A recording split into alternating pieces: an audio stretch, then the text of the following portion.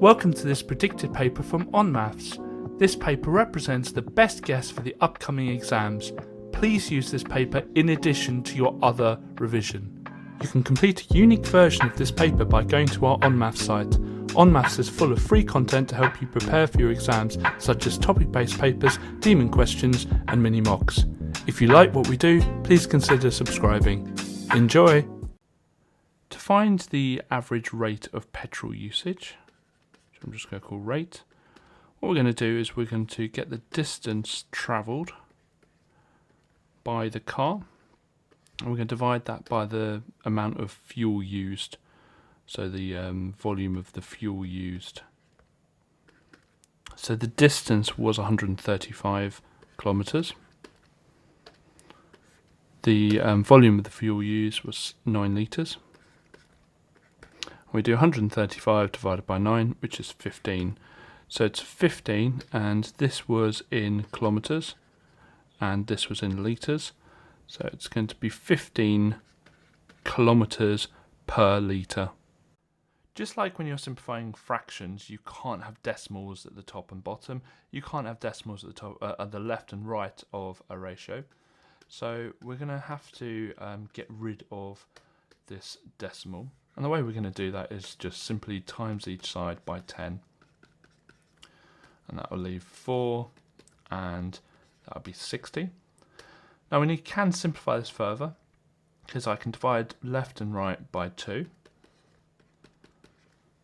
So that would be 2 to 30. And I can actually do the same again. I can divide them by 2 again. And that would be 1 to 15. Now you might have just divided by 4, and that would also give you the right answer. In fact, there's a couple of different methods that you can get the same answer with. A side elevation is the view you'd get if you were standing at the side of a shape. So I'm standing here, and it's the view I'll get. Well, it would be this trapezium here. And to know which side is the side and which one's the front, well, the front is always going to be labelled. They do normally label the sides as well for you. So we're going to draw this trapezium. So the top bit is 3, then it's 6, then it's 8. So I'm just going to start off with the bottom actually, that might be easier, and draw the 8 across. 1, 2, 3, 4, 5, 6, 7, 8. Then I'm going to do the 6 up. 1, 2, 3, 4, 5, 6. Looks like I left just enough room. Then I'm going to do the 3 across. 1, 2, 3. And then all I need to do is just join up the start and the finish to complete the trapezium. In this question we've got euros and we've got pounds, and we're told that £1 is 2.23 euros. And we're trying to get to understand what 2,676 euros is in pounds. And we're going to do that by finding out what €1 is, and then finding out how much 2,676 are. So, to get from 2.23 to 1, we divide by 2.23, and we're going to do that on both sides. And when we do that, we get 0.448 blah blah blah. And then to get from 1 to 2,676, we go times by 2,676 on both sides.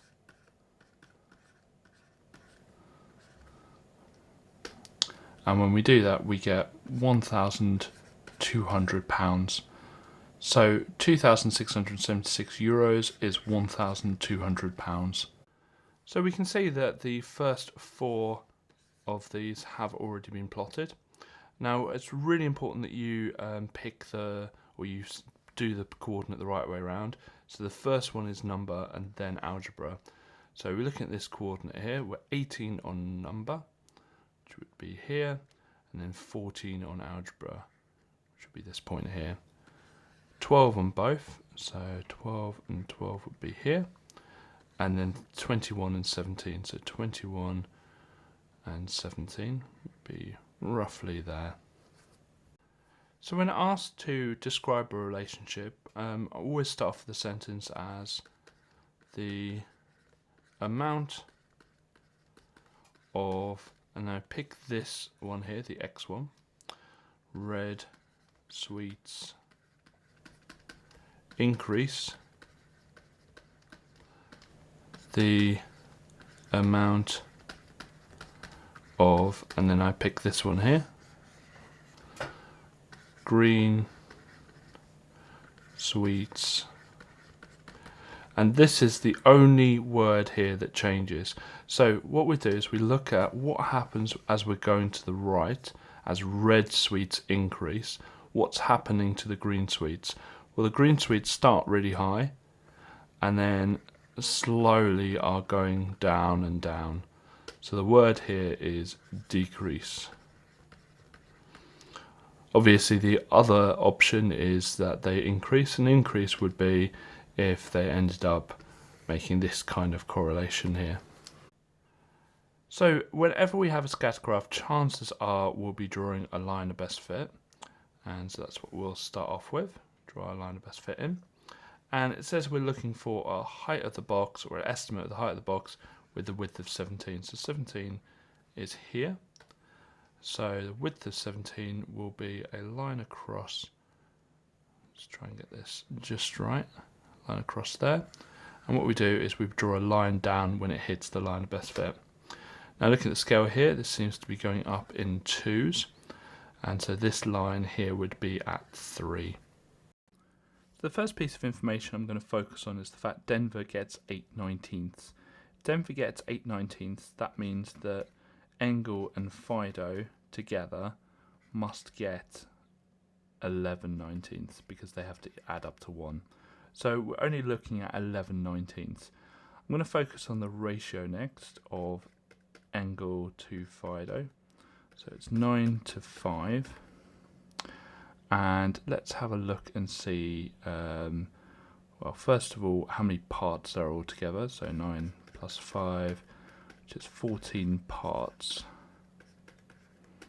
So there are 14 parts in total, and the share that they get is 11/19. So what I'm going to do is to find out what fraction one of those parts is worth by dividing 11/19 by 14.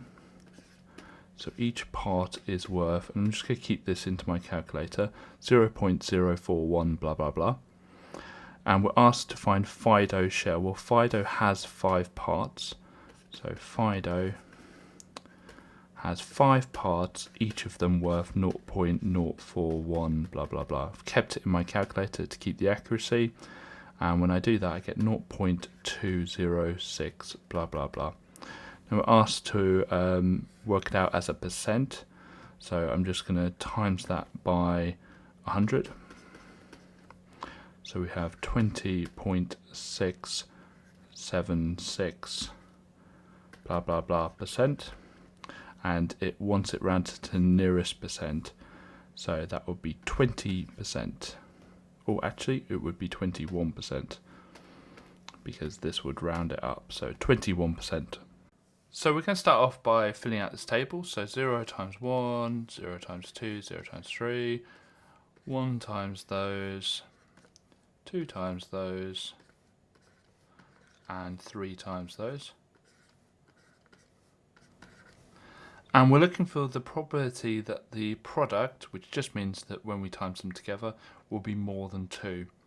So which of these are more than 2? Let's circle all the ones that are more than 2.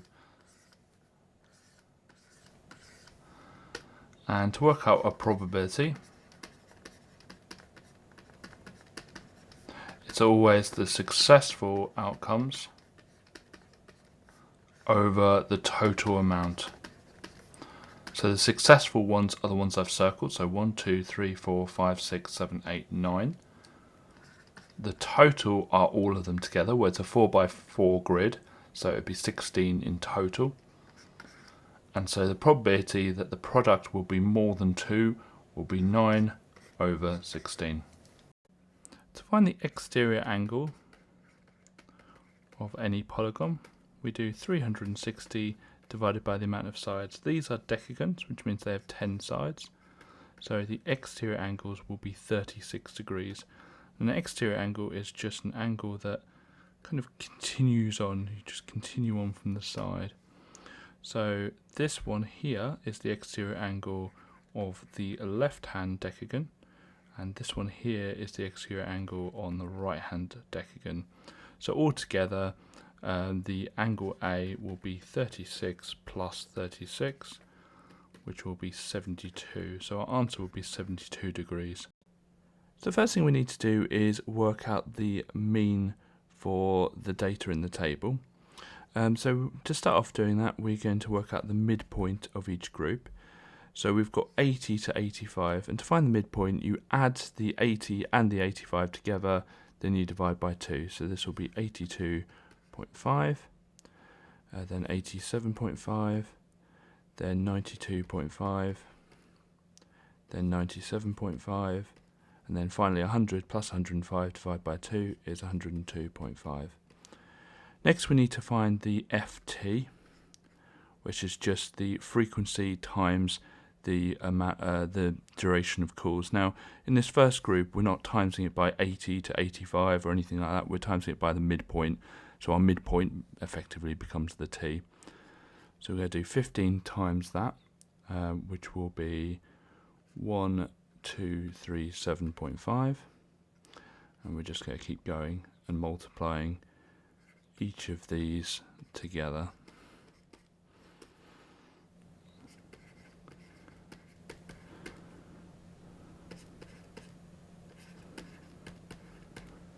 And then finally 2050. Right, next we need to add up the frequencies and add up the FTs. So we're going to have the sum of the frequencies. So I'm just adding all this column up, and that will be 80. And we have sum of the FT. And so we're going to just add this column up here. And so that would be 7,450. So what this column represents is all the numbers added up together. This column represents how many numbers we have. So to find the mean, it's all of the numbers added together, which will be 7,450, over the amount of numbers we have, which is 80. So when you do that, we get 93.125. Now this question is about the improvement that we've made, or that the manager has made, the call centre's made. So we're looking at subtracting the 93.125 away from the last week, which was 105. So we're looking for improvement. And we're going to do 105, take away the 93.125, and that's going to be 11.875. Now it does ask for 2 decimal places, so that will be 11.88. So I'm going to start off just with a quick sketch, and we know that the bearing of B from A is 85 degrees, so we're going to have A here and B here, and let's just draw a line between them, and let's do both our north lines.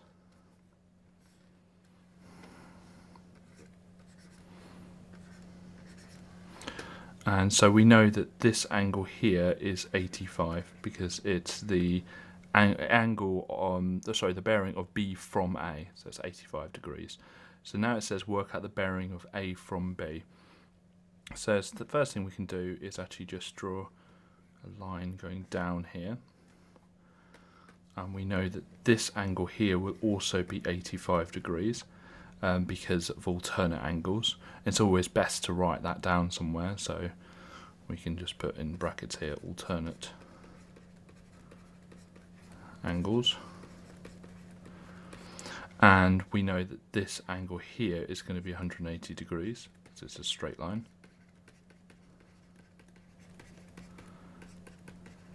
And I'm not a fan of doing the reasons on the diagram, so maybe perhaps I should have labelled this an X and this a Y and written X equals 85 and Y equals 180 somewhere else. And so to work out what the bearing is, I just need to do 180 plus 85. So 180 plus 85 is going to be 205. and 65 degrees. So let's look through this question to see what information we're given and what information we're looking for. So we're given the acceleration is 13 meters per second squared. We're also given the distance is 19, and we're also given the end velocity, which is v, is 34. And we're looking for the initial velocity. So which of these formulae include a, s, v, and u? That's got a t in it, that's got a t in it, so it's going to be this one here. So let's write that out. V squared equals u squared plus 2as. So that would be 34 squared equals u squared, because that's the one we're looking for, plus 2 times 13 times 19. Okay, so let's just work these parts out. And so we've got 2 times 13 times 19, which is what, 494. And it turns into a solving part, so we're just going to solve this. So the first thing I'm going to do is subtract 494 from both sides. And so we're left with 662 equals u squared. Then we're just going to square root both sides. And so square root of that is going to be 25.729 blah blah blah. And it says it wants it to 2 decimal places, so it's going to be 25.73. A frequency polygon is like a line graph. In fact, it's a type of line graph. But it is when you have the data in a group. So we've got the data here as a group of 0 to 80. So there are 11 at 0 to 80, and then 18 at 80 to 160, and 6 at 160 to 240. Now, where am I going to plot this? It will involve putting a cross somewhere on this graph, and it would seem unfair if I put it all at 0, and it would also seem unfair if I put it all at 80. So what we do is we find the midpoint, the halfway point between 0 and 80, which is obviously 40, and we plot our coordinate there.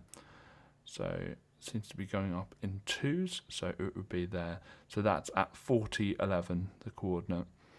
Our next one, we plot at the midpoint again, which would be 120, and it's just halfway between 80 and 160, and it's 18 high, so it would be up here. And then the final one is at 200, and it will be 6 high, so 200 is halfway, and we're looking at 6 high, so it will be here. Then when you're done, you need to join them up with straight lines. So I'm just going to get my ruler, join them up, perfectly straight lines, and there we are. We can keep this as an interior angle, but it's actually sometimes easier to convert it to an exterior angle. And what you might know is that the sum of interior and exterior angles is going to be 180, because they will always form a straight line. So to find the exterior angle, all we need to do is 180 take away the 170, and that means it will be 10 degrees. So we've already done a different formula for exterior angle, which is 360 divided by n. And something we can do is we can just swap these two things around. And so we can make the formula that n equals 360 divided by the exterior angle. So 360 divided by the exterior angle, well, we know that the exterior angle is 10. Therefore, n is 360 divided by 10, which would be 36. So 7 times 10 to the power 4 is going to be 7, and it's going to be 70,000. And 9 times 10 to the power of 7 will be 90 million.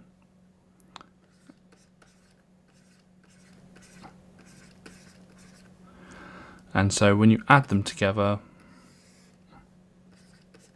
you get 9000 0.07000. Now, if you have access to a calculator, if this is on the calculator paper, then you can just type it into your calculator. Some people think there's a quick way of doing this, like adding the 7 and the 9. There isn't. You've just got to work out what this number is, work out what this number is, and add them together. So what's happened here is that the company's increased the amount of sweets by 15%. So we're just going to focus on that and work out what the multiplier would be first. So they started off with 100%, and they added 15%, and then therefore they ended up with 115%. And to find that as a multiplier, we get the 115 and divide it by 100, and that gives us 1.15. So that is the multiplier they used. Now, they used that multiplier on the original amount, and they times it by 1.15, and they got the answer of 69. But if we're working the other way to find out what they times by 1.15, we get that 69, and we divide it by the multiplier. So if we want to work out what the original number was, we divide it by the multiplier, and that gives us 60. So the answer will be 60. So I'm going to write this equation again just a little bit bigger so we can work with it. And one of the rules with equations is you want to get rid of brackets and fractions first. So we've got a big fraction here, and basically a fraction just means divide. So we're doing the 82 and we're dividing it by 3x plus 5. Notice I've put a bracket around it, because what we're going to do is we're going to do the opposite of divide by that bracket. We're going to times both sides by 3x plus 5 to get rid of that fraction. Now on the left hand side, that just gets rid of the fraction, so we're just left with 82. On the right hand side, well, we're doing the 2 times the 3x plus 5. Following my rules to get rid of all the brackets first. So 2 times 3x is 6x, 2 times 5 is 10. And you can use any method you want. Some of you might use this method, where we've got the 2 here, 3x plus the 5, and then we times them, so it's 6x plus 10. That's how we can do it. Any method you like. And then we're going to take away the 10 both sides, because we want x on its own. And so we've got 72 equals 6x. And then we're going to divide both sides by 6.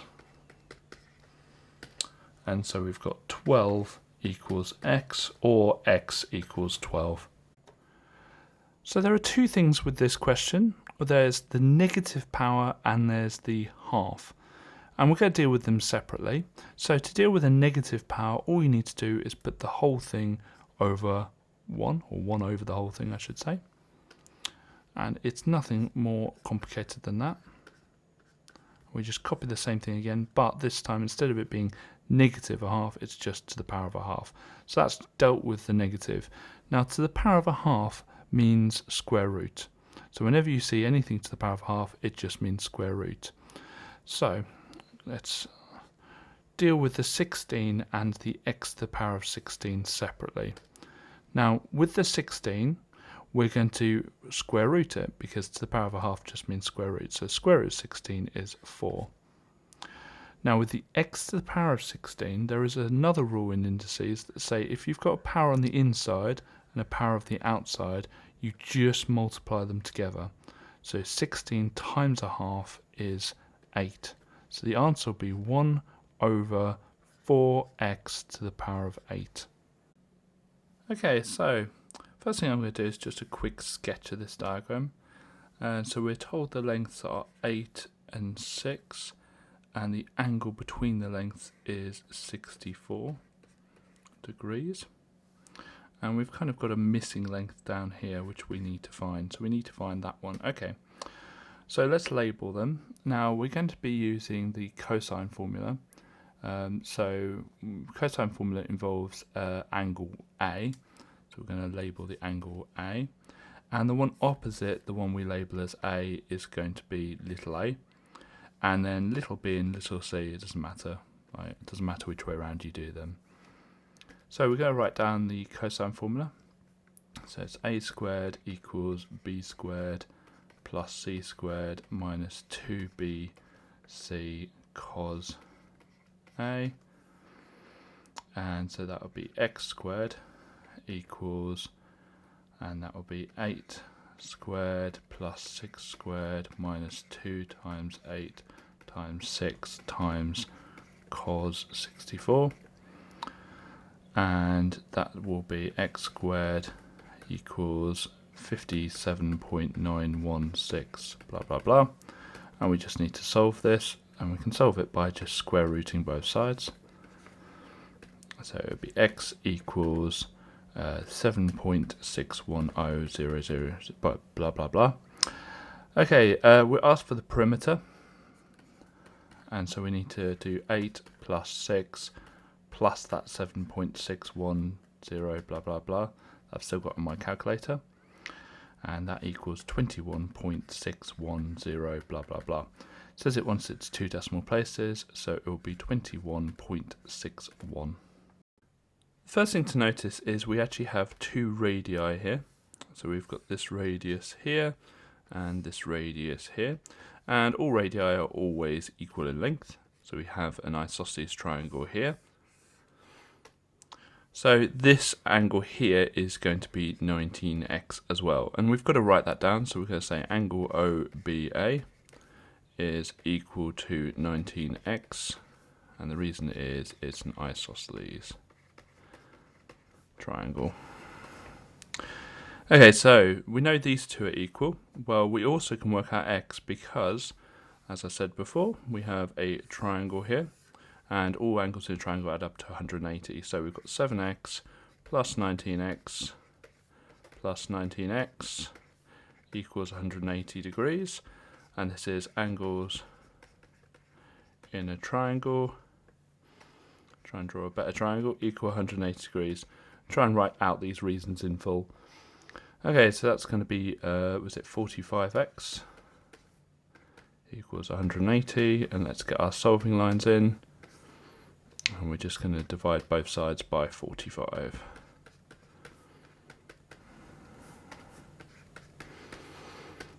Okay, so we've got x equals 180 divided by 45, which is 4. Now, we're looking for this angle here.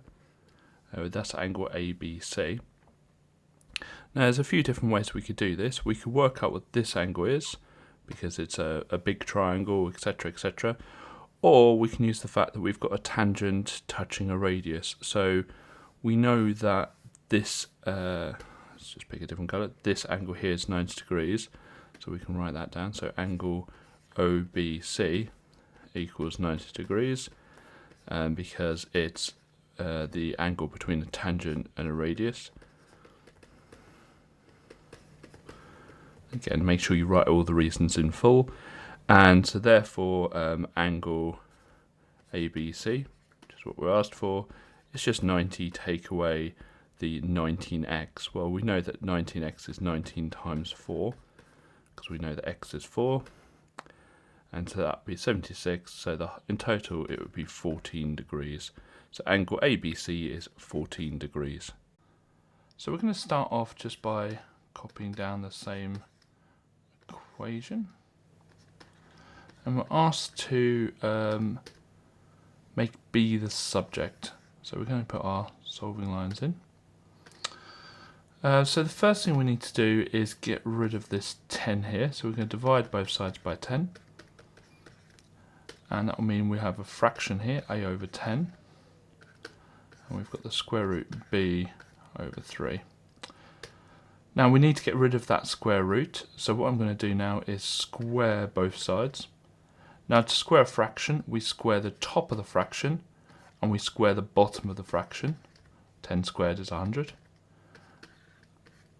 And that will equal b over 3. And we want to get rid of this next, so we want to times both sides by 3. To get rid of a divide by 3, we times both sides by 3. Now with a fraction, when you times it by something, you actually just times the numerator, the top, by that. So it's going to be 3a squared over 100 equals b.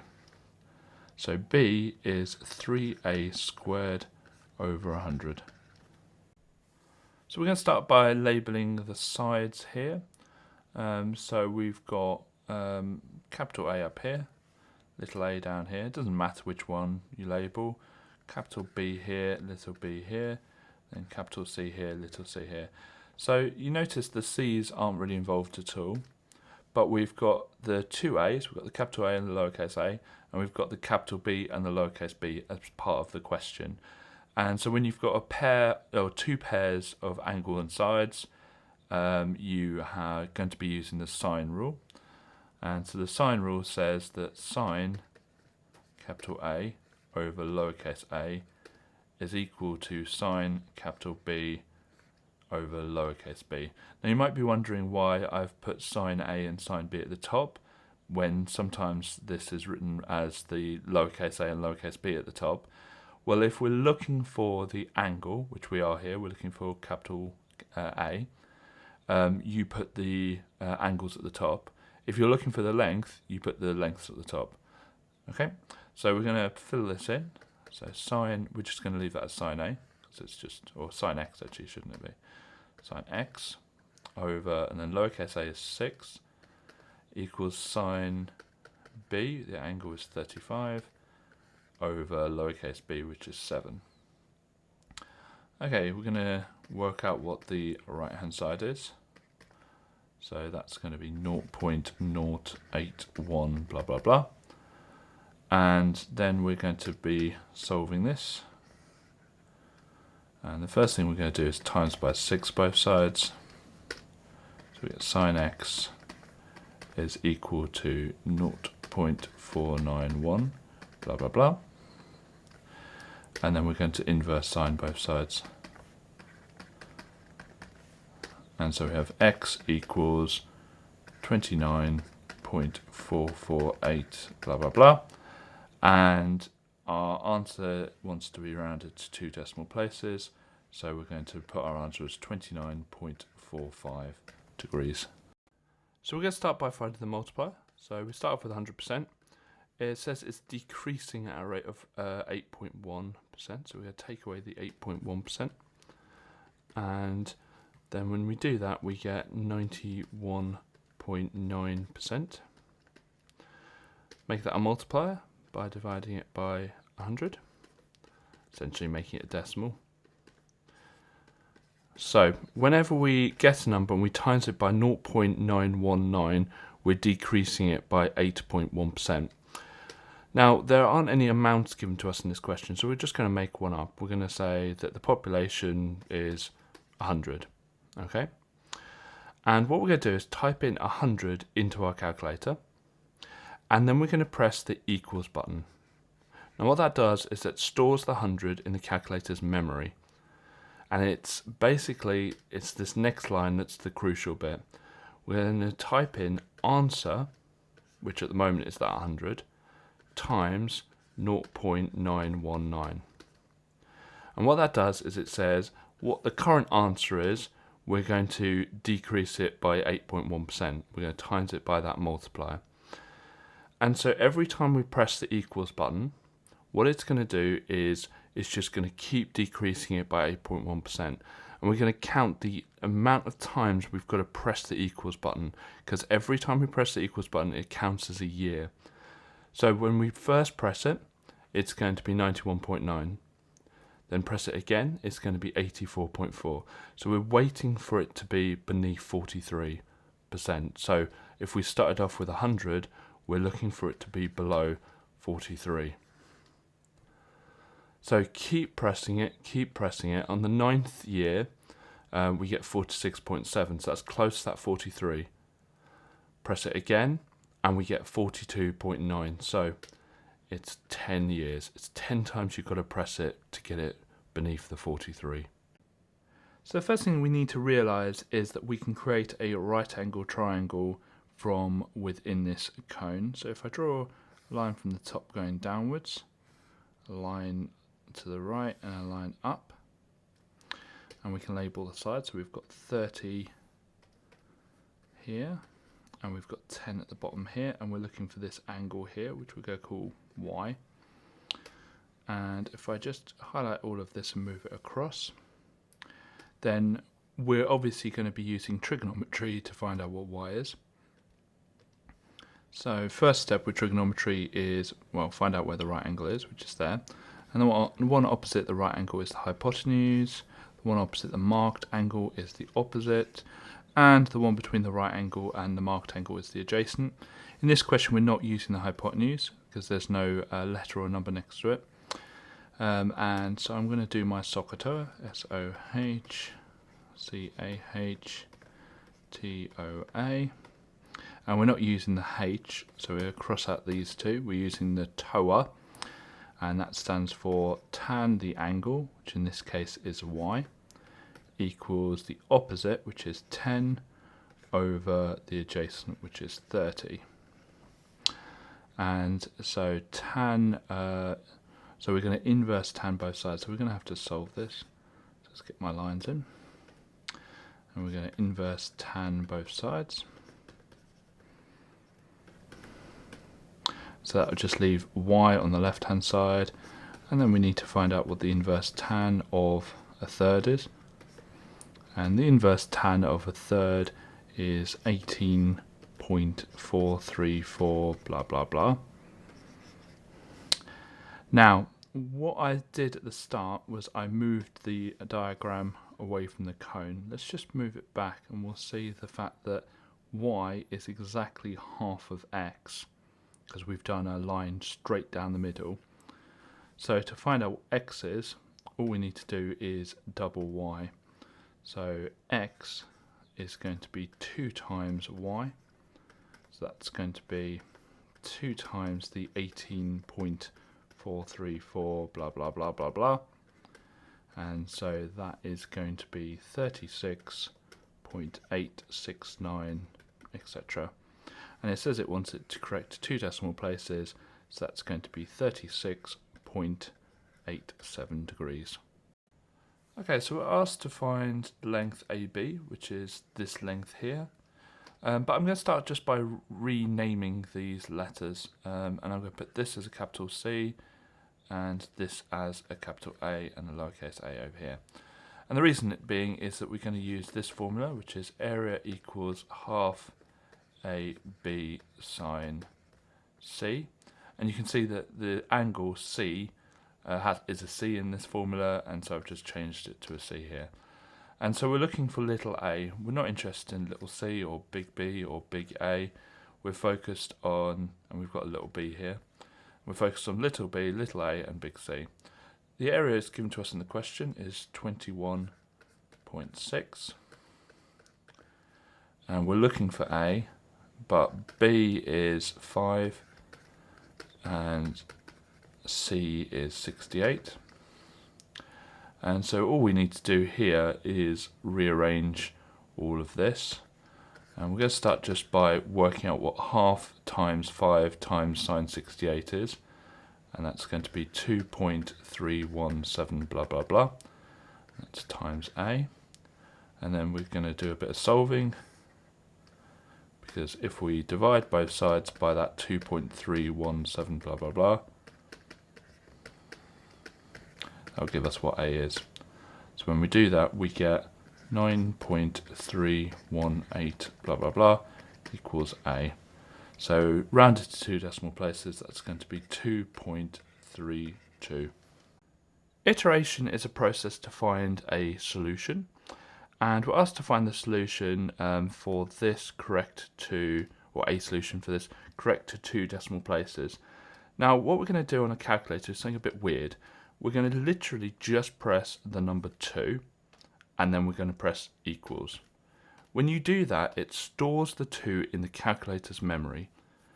The next thing we're going to do is type in 13, and as soon as you type in the 1, the 2 will disappear. So 13 minus square root of answer. And most calculators call it ANS, answer. On the Casio calculators, it's at the bottom right, and then left 1, it's next to the equal sign. And then next time we press equals, what it will do is it will get this 2, it will feed it into this, and then it will work out what the next solution is. When you do that, you get a solution of 11.5 9.59 when rounded to the 2 decimal places. Press it again, you get 9.60, again rounded to 2 decimal places. Again, 9.90, 9.85, so it's getting closer to something now. 9.86, and then 9.86. So our solution, our answer, is going to be 9.86, because as soon as the number repeats, then you stop and you write down that answer. I'm going to start off this question by factorising the denominator of the first fraction. And so we've got 1 over... I'm going to factorise it. Now, if you want to see how to factorise it, you can see other videos we've got. I'm kind of assuming you know how to factorise this if you're watching this video. And just keep the second fraction the same. Now, you can't add fractions unless you have the same denominator. So if you look at the first denominator, the only difference between the first and the second is that 8x plus 3. So I'm going to times top and bottom of the second fraction by 8x plus 3. Now it helps us to remember that, technically that bottom expression, the x plus 2, is in brackets. So I'm going to just copy down the same first fraction, because we're not really doing anything with that. And what I'm going to do is just times top and bottom by the 8x plus 3. 1 times 8x plus 3 is just 8x plus 3. And that should do it neatly. And we've got the 8x plus 3 times the bottom, which will just give us the same denominator. So now the denominators are the same, we can just add the numerators. So it's just going to be 1 plus 8x plus 3, or in other words, it's going to be 8x plus 4. So it's 8x plus 4. And the bottom one is going to be 8x plus 3 and x plus 2. To find the inverse, we're going to first of all, instead of writing f of x, I'm just going to replace it with a y. And the trick of finding the inverse is to swap over the x and the y. So we're going to swap them over. I'm just going to do it over to the right hand side over here, so we've got a bit of space.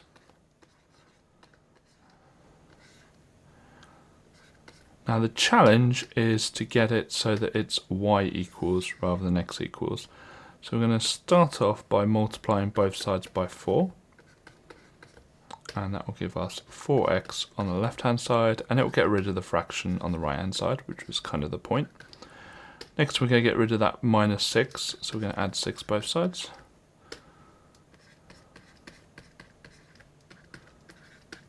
And then finally we're going to get rid of that times 5 there by dividing both sides by 5. So we've got 4x plus 6 over 5 equals y. And we use y as a replacement for the inverse function of x. And so we're just going to say the inverse function of x, which is what that minus 1 means. It means inverse, equals 4x plus 6 over 5. So to find the shaded part of this diagram, we need to first of all work out the volume of the smaller cone, which is at the top.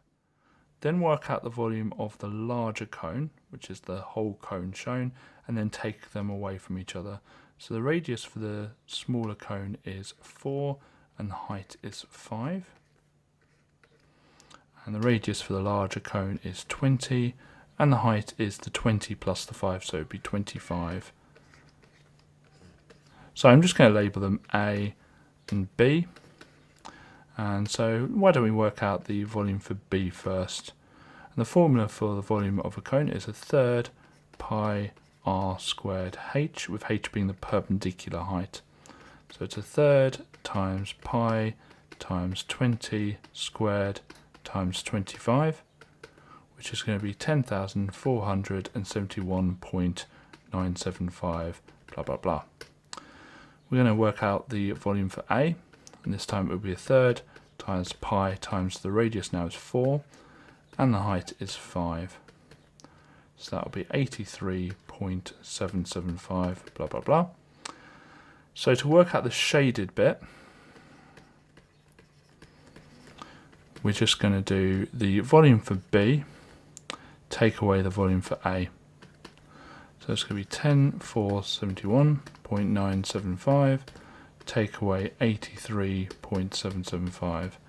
And all those I'm going to keep in the calculator to keep the accuracy. And that gives us 10,388.199, blah, blah, blah. And to 2 decimal places, it's going to be 10,388.20. You can complete a unique version of this paper by going to our onmaths site. onmaths is full of free content to help you prepare for your exams, such as topic-based papers, demon questions, and mini mocks. If you like what we do, please consider subscribing.